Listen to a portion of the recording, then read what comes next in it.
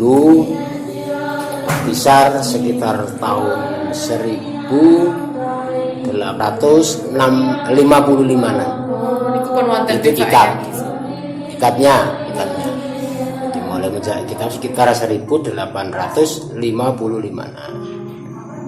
Kemudian para siswa Syekh Ahmad Rifai itu bisa mengembangkan siswa-siswanya, punya siswa banyak, terus berpegang dengan kitab. Cuman kitab itu adalah termasuk kitab ahli sunni. Masalahnya ambilannya adalah untuk tauhidnya itu juga dari Abu Mansur Maturidi, Abu Hasan Al-Asy'ari, kemudian fikihnya dari mazhab Syafi'i, kemudian tasawufnya adalah Abu Qasim Al-Baghdadi.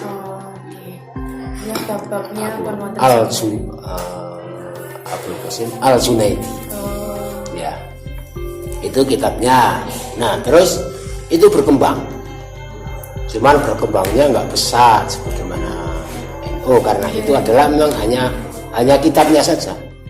Sehingga roto-roto ketika zaman itu banyak orang Rifaiyah itu yang ikut organisasinya NU. Ketika itu. Jadi ada yang ikut Muhammadiyah. Dari jamaah Rifaiyah itu sendiri. Itu belum dari jamaah. Oh, belum dari jamaah. Jadi istilahnya kalau dulu dikatakan santri tarojumah. Santri tarojumah itu karena yang dikaji adalah kitab-kitab terjemahnya Syekh Ahmad Rifai. Sehingga kitabnya juga sudah muktabar. Artinya panduannya tidak kitab-kitab yang berselisih dengan kitab-kitab salafus saleh. Tentang bab-babnya di situ adalah membahas usuluddin tauhid. Ya, kemudian fikih, terus tasawuf. Nah, banyak kitab, yang satu kitab itu adalah isinya usul fikih tasawuf itu. Ya, jadi tauhid, fikih, tasawuf. Cuman ada kitab-kitab yang memang khusus fikih. Khusus fikih termasuk Tasriyatul Muhtaj, itu yang membicarakan tentang jual beli.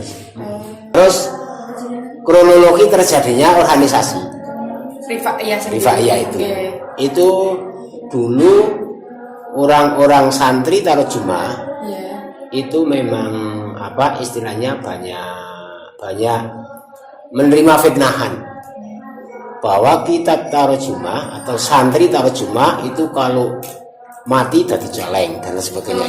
Itu memang bahwa kitab itu adalah kitab sesat dan sebagainya. Kemudian terus diklarifikasi, setelah diklarifikasi akhirnya ternyata tidak sesat, sehingga 91 itu diseminarkan di Jogja.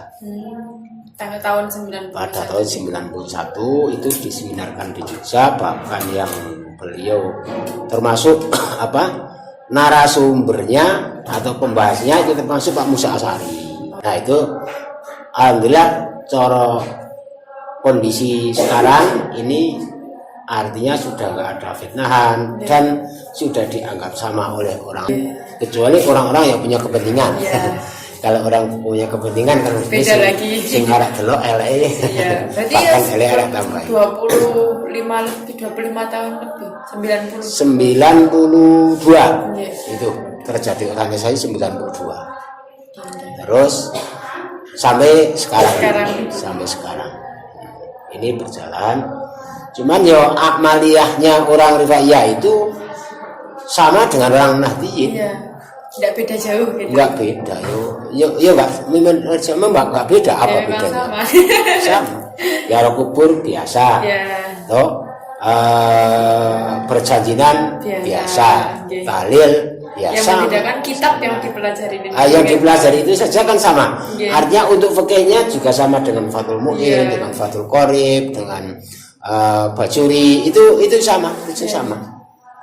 Sehingga dulu ketika saya masih muda, tahap-tahap belajar, saya sudah mengkaji kitab-kitab tarjumah. Nah, karena banyak dianggap itu adalah salah, sehingga saya itu mau membuktikan ini salah atau benar. Istilah fikih itu saya kalau belajar hanya nggak teknik bacaannya saja. Masalahnya apa? Isi dari yang dibaca itu saya sudah hafal dari rumah. Sudah punya bekal di sini. Jadi bekalnya isi apa yang akan dikaji di situ itu saya sudah paham di rumah, sehingga yo kalau fikih memang bijinya terus bagus, nggak pernah saya biji jelek karena sudah hafal dulu dari rumah. Dan sistemnya dulu kan harus hafal itu. Jadi harus hafal dipahamkan. Cuman sekarang karena tuntutan zaman, sehingga untuk sistem sini tidak saya tuntut harus hafal banget, cuman tetap kita pelajari dan biar apa yang lain pun ikut dipelajari. Itu kan banyak pelajarannya di sini. Dulu ditarget bahwa organisasi itu harus punya pimpinan wilayah tingkat provinsi, itu kan harus 50%. Ketika itu 50%-nya adalah harus 17. Ya alhamdulillah ketika muktamar di Pekalongan itu sudah ada 23 provinsi. Dulu pertama kali yang membawa Islam di daerah Temanggung Utara. Ya. Kemudian ada orang Joyo Pawiro. Mbah Joyo Pawiro itu lahan kebunnya itu berdekatan dengan mbah saya. Kemudian membicarakan tentang rukun Islam 1. Sehingga mbah saya itu kalut. Gitu. Mbah saya itu artinya tertarik. Setelah tertarik, kemudian mbah saya juga ikut mengembangkan. Dan dulu mbah saya juga sudah mempelajari kitab kuning itu. Sekolahnya juga sudah kitab kuning. Cuman sekarang orang Rifaiyah itu sekolahnya nggak hanya kitab ireng, Pak. Pembelajaran kitab Jawa di sini, kitab ireng dibacakan, nanti menjelaskan bahasa Indonesia. Gitu. Sebab memang ada Sumatera, mungkin Pulau Mudeng, ada bahasa. Dulu juga ada Sulawesi. Ini menyesuaikan santrinya, makanya biar semuanya menerima. Untuk keterangan kami anjurkan untuk bahasa Indonesia. Jadi sementara ya kalau penerapan bahasa sehari-hari ya bahasa Jawa. Kemudian untuk di kelas bahasa Indonesia. Ini untuk tahun yang akan datang memang akan kami berikan bahwa bahasa Indonesia, bahasa Arab, bahasa Inggris. Cuman belum masih proses. Dalam hal ubudiyah itu sangat berhati-hati. Kemudian sing masih membaur sekali, cuman ini putra dan putri berjabatan tangan. Itu cara kita kan nggak boleh itu. Gitu. Maka ini nenek Rifaiyah itu masih banyak terjaga. Masih banyak terjaga, sehingga kalau ada tamu putri ya cuman gitu. Jadi enggak berjabatan tangan itu enggak.